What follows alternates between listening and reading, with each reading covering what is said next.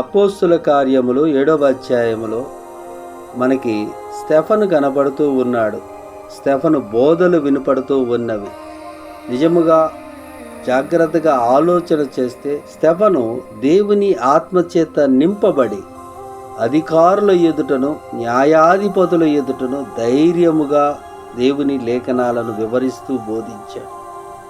Stephen బోధ చాలా మాదిరికరం.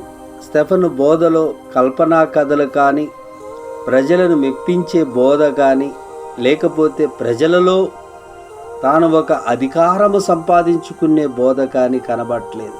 నేడు సేవకుల బోధలు ఎలాగున్నాయి? సత్యాన్ని మరిచి, సత్యాన్ని విడిచి ప్రజల మెప్పు కొరకు స్వనీతి బోధలు చేస్తూ ఉన్నారు. ఓ సేవకుడా, ఆలోచన చెయ్యి, సత్యాన్ని బోధించు, దేవుని రాజ్య స్థాపనకు పునాది వేయి.